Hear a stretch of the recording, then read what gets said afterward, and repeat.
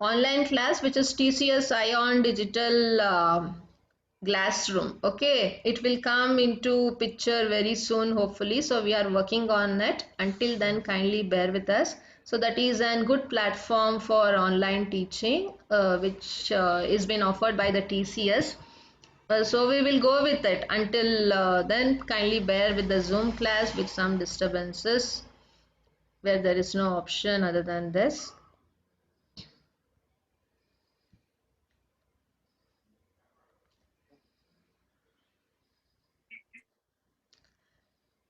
So we were speaking about the advantages and the disadvantages of the telemetry devices. So I was telling you about until it fails, you can get the useful data which will be useful for many applications, mainly related to our missile testing also. And last advantage related to telemetry devices are practical recording time is also not limited. You have unlimited time until and unless you can record the practical data. Okay, so 24 by 7 you can record the data without any constraints. So these are all the plus points of telemetry devices. Apart from that, we have the disadvantages. What are it? First of all, it is more complex device and it is expensive also. Second is the required extra processing of data leads to greater chance of error. So processing of the extra data can lead for the chance of error. So you can measure only the prescribed constrained amount of data at a time. So if you try to extract and process the data which is extra part, so then it will lead for the chances of error. So this is one of the drawback, but this could be overcome by just processing the required amount of data so that it won't be claimed as extra processing of the data, and hence the error could be overcome. But the first one is a major thing because it is a complex structure and it is also expensive.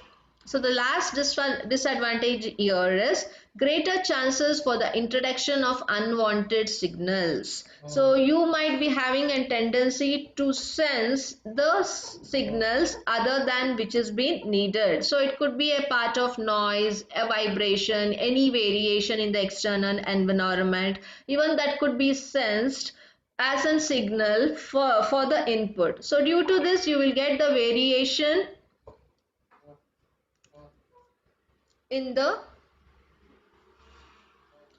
output also. But even this could be overcome if you use a proper exact accurate sensible detectors which can sense only the required input and filtrate the other signals which are coming in. This problem could be overcome. Only thing which has to be think about is about its complex nature and expensive. So it takes time in making an user friendly type of design so that it will be friendly to use, and also the cost factor has to be reduced drastically. So then it could find applications in many devices, not only in case of missile testing and aircraft, but also in other fields also it could be used very conveniently if this changes could be done. So these are the plus points and the negative points of using telemetry devices. Okay, so if they ask you what do you mean by telemetry, please explain along with the block diagram, and also you can list out the advantages and disadvantages of it.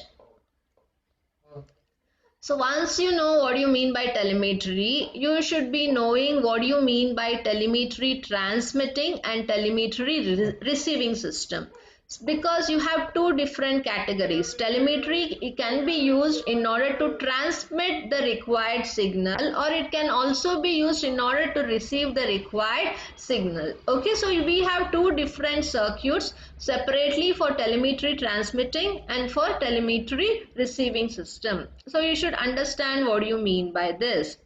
So the telemetry transmitting devices widely uses subcarrier oscillators. So these are also called as SCO, whose frequencies are controlled by the input signals through appropriate transducer elements. So transmitting signal will be generating the voice or the output with variation with different frequencies. All frequencies will not be in the same range. So in order to have a constrained uniform flow of frequency in the subcarrier oscillators, we will be using the input signal with the appropriate transducer elements. So transducer elements, you have different categories, right? The mechanical elements of the transducer, electronic elements of the transducer, right? So which could be used at the detector level, which are nothing but the transducer stage 1 elements. So which is appropriate, they will select that for the input signal so that it can sense properly only the required range of the frequencies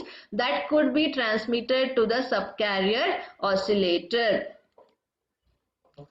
So a wide variety of audio frequency channels may be employed with the frequency of each SCO modulated by the magnitude of corresponding input signal. If you take an example of FM radio, so you have different channels with respect to different frequency hertz because they are fine tuning to a particular frequency through which they will be forecasting that channel. So this is possible by using SCO because it will select only the required transducer element which will sense that particular range of frequency only. If it senses all the frequencies together at a time, they cannot forecast different channels, right? So this is the main application why it is being used.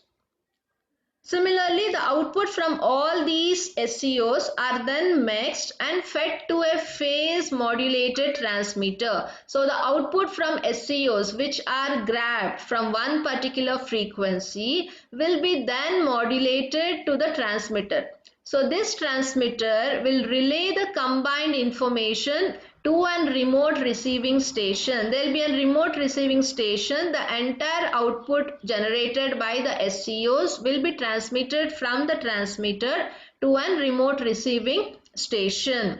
So what happens at the receiving end? The various subcarrier frequencies are separated using filters. So at the receiving end, you will be having the filters which will be filtering the different subcarrier frequencies.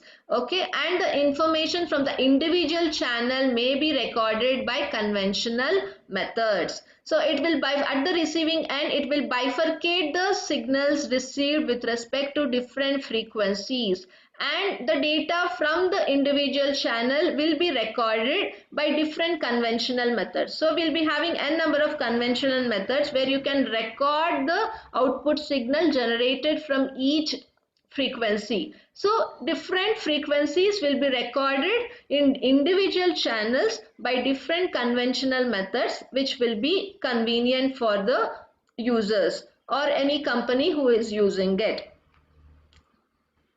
So the operation in time controlled initiated by the pilot or controlled from recording installation with the help of radio links. So what happens? So this type of operation could be controlled initializing, because if you have a pilot starting a flight, so he should be having some constraint way of movement with respect to the radar signals. He cannot sense each and every signal.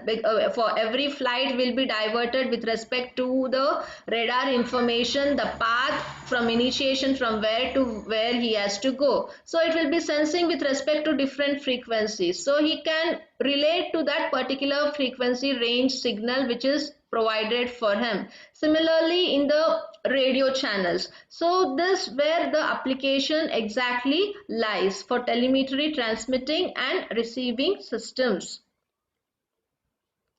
So now you can see the circuit for telemetry transmitting system. How does it looks like? So you'll be having different sensing unit. Okay, so this is for flap position, this is for temperature, this is for acceleration. So variation in the acceleration, you might be having the variation in the temperature, you could be having the variation in the flap position for the plates which are sensing the positive charges, whatever. So depending upon the requirements, you will be having n number of variations. So these input physical measurable units will be sensed by the subcarrier oscillators.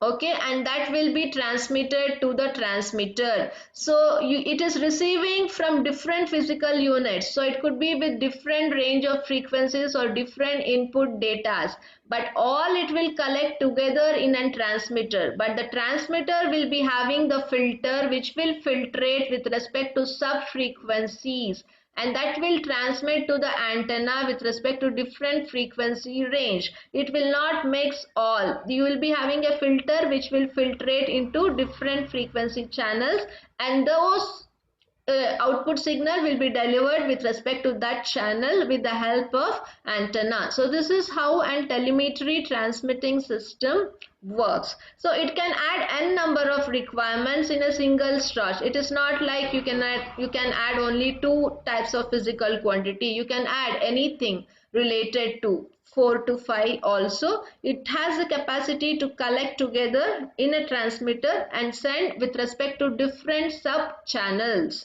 Okay, so this is how an telemetry transmitting system works.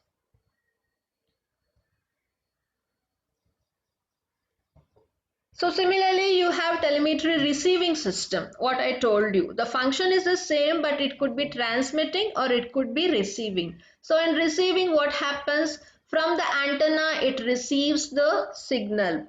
Okay, so that will be transferred to the receiver. So from the receiver, it will be connected to an recorder, and the recorder here will bifurcate and it will decide which signal, which frequency range has to be sent to which subcarrier discriminator. So that will be transmitted. Okay, so that can be then so this will be the modifying stage. So this is a terminating device, so this is a modifying stage. So once it has been modified, then it will be given to the required sensors which will detect, which will be the case of first stage transducer elements. So it is entirely the reverse process of telemetry transmitting system.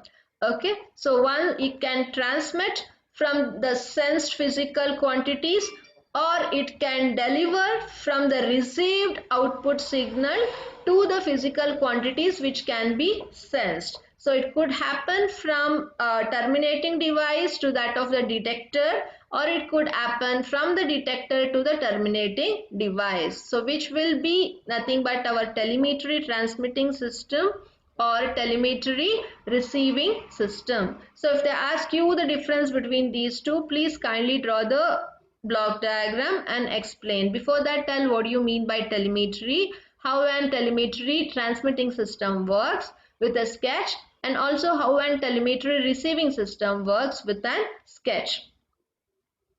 So this was all about modifying to get our required output, which could be recorded, which could be transmitted, or which could be one is recording and or which could be reading. Okay, so these are the three types in which we can focus into an terminating device. So for that, you should understand how an terminating device exactly works on, right?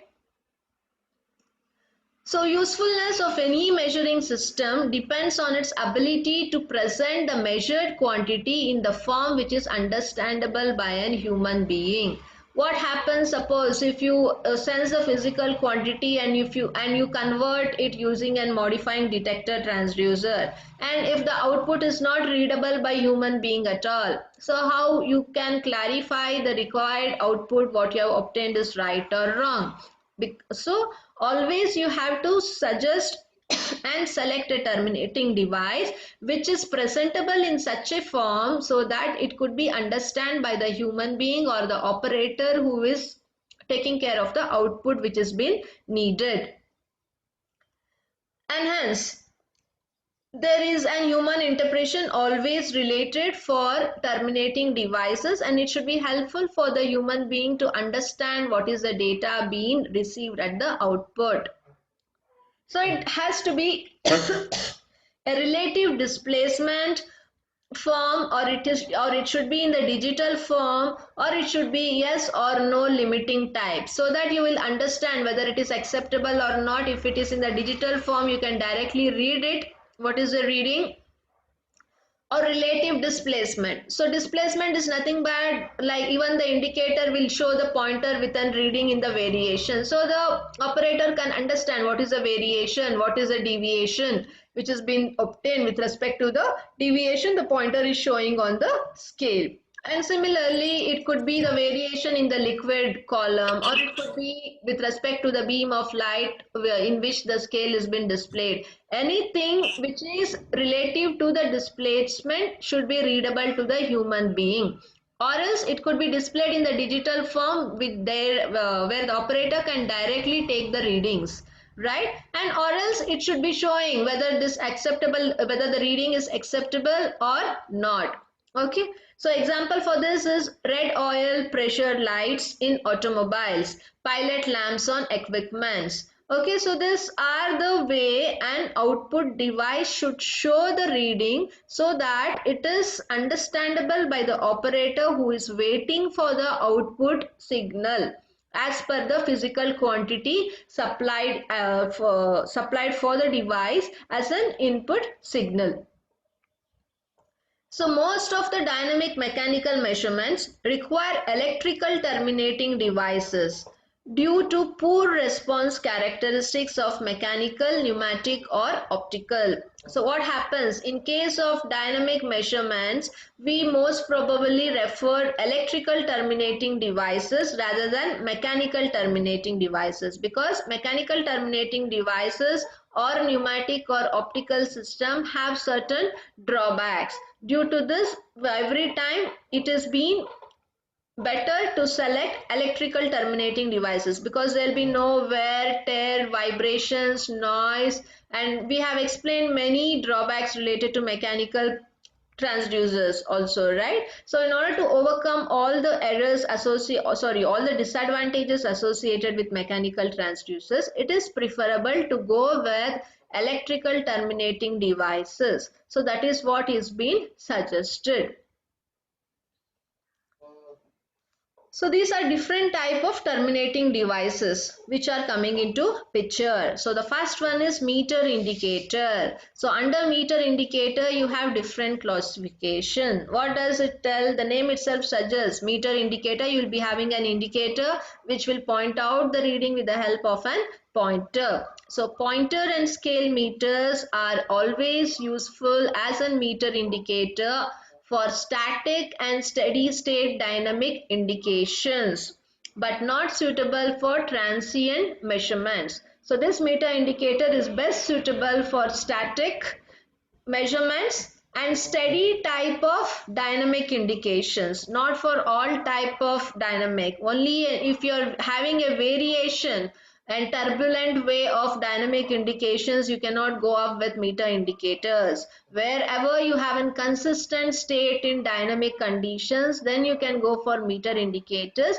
Along with that, it is applicable for all static characteristics which are measurable. We spoke about the static characteristics, the dynamic characteristics initially in the beginning of the fourth module. So all static characteristics could be measured by using the terminating device called meter indicator, and it is also applicable for the dynamic characteristics, can be measured only for the state which is consistent throughout, or which is steady. There is no variation, abrupt thing in the measurement of dynamic characteristics. So for that we cannot use.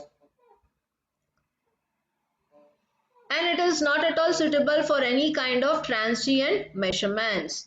Why? Because this is due to relatively high inertia of the meter movement. So meter indicators here which are using are classified into three types. One is simple D Arsonval type meter. The second one is ohm meter and volt ohm milliammeters, and the third one is vacuum tube voltmeters. So these are the three types of meter indicators which are available to measure static and steady state dynamic indications only. Out of this, The first one, the simple D'Arsonval type meter, is widely used. Okay, so this is how an D'Arsonval type meter looks like. So you will be having a coil assembly which will be pivoted at the center of the shaft. You will be having a magnet with north pole and south pole, right? So due to the variation here, so the pointer moves, and you will be having an indicator with respect to the required scale which will show you the deviation. So this is how D'Arsonval type meter works. So this type of meter is a common type used for measuring either the current or voltage. So you can use it both for either current or voltage. So it consists of a coil assembly mounted on a pivot shaft. So I showed you, it has a coil assembly which is mounted on the pivot shaft,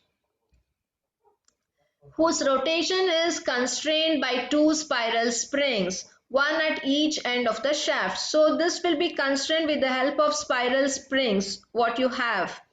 Okay, so you have the spiral springs which will be connected at the shaft. So it will be constrained. So this coil assembly is mounted within a magnetic field. So this coil assembly is mounted with a magnetic field because you are placing the north pole of the magnet at one end and the south pole of the magnet at the one end. So it will be generating the required magnetic field. So within which you are keeping the coil assembly over here. Okay, so the electric current to be measured is passed through the coil. So the electric current, I told you, it can be used to measure electric current as well as the output voltage. So the electric current which has to be measured will be made to pass through the coil, and two interacting magnetic fields result in a torque applied to the pivoted assembly. So when the electric current is being supplied here, so due to the magnetic field, a torque will be generated in the coil assembly. So due to this torque, what happens? This torque generated will be applied to the pivoted assembly. The pivoted assembly is nothing but your coil and the shaft. Okay, so then due to this torque applied on the pivot assembly, there will be a displacement. So then the resulting displacement of the pointer on the scale is calibrated in terms of electric current. So now you will be having an indicator. So this is just a model of it. How does it look? Okay. So the variation in the displacement makes the pointer to move on the given meter. So due to this, it shows the amount of current which was applied in the coil assembly of the pivoted shaft with respect to the field of magnetic field. So this helps in measuring the resultant displacement of the pointer on a scale is calibrated in terms of electric current. So this principle forms the basis for most of the electrical meters, stylus and light beam oscillographs. We study what you mean by oscillographs, everything later in the later stages. So this is the main principle which is being used for measurement in any electric meters, in measurement of stylus or in measurement of light beam oscillographs. So this is about the D'Arsonval type meter. So if they ask you to explain the terminating device and the meter indicator, kindly explain what you mean by it, what are its classification, and you have one which is in commonly used. So you have this in your syllabus. So kindly explain D'Arsonval type meter with an blocks with a diagram. Okay, so next type of terminating device is mechanical counter. So this I will take care in the next class. So this was about different terminating devices which are used in order to convert the required input signal into the output, which could be recorded or which could be transmitted or which could be displayed in the form of reading. So if you have any doubts related to this, you are free to ask right away. Any doubts? Hello.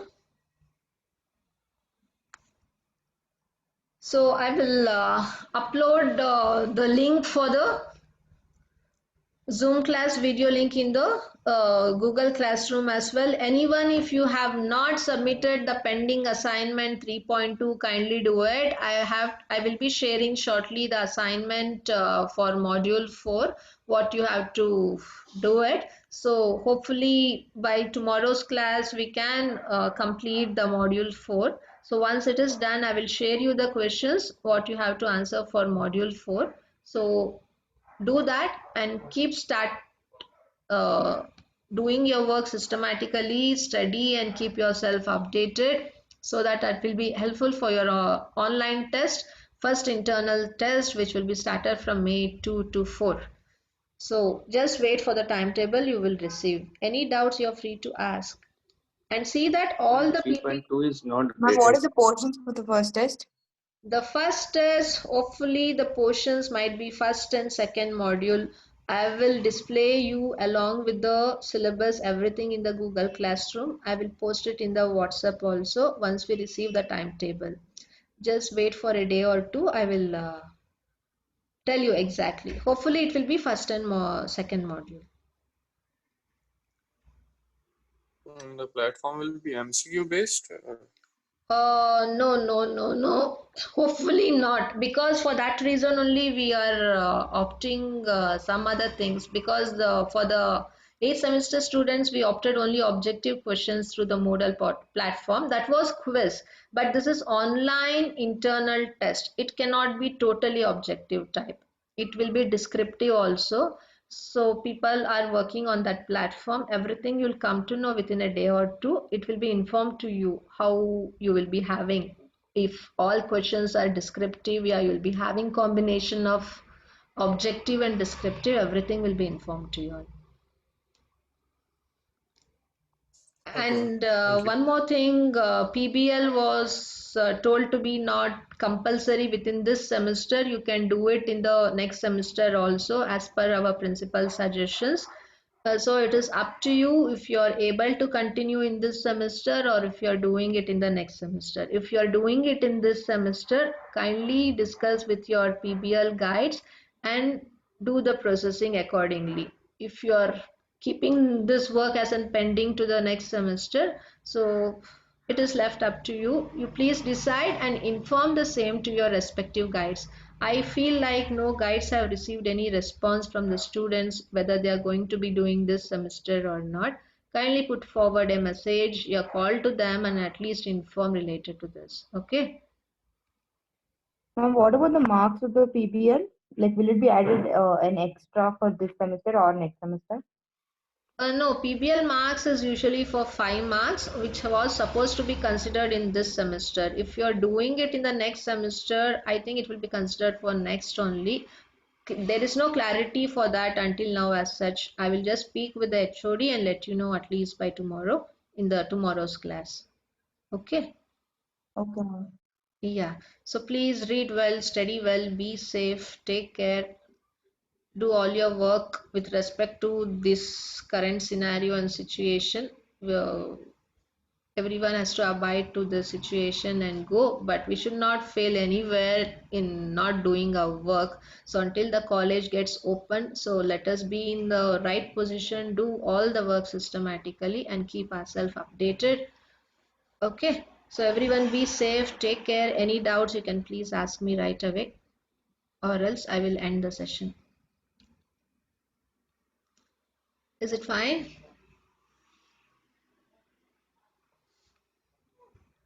No doubts, ma'am. Yeah, fine then. Take care, Chinmay. Bye bye.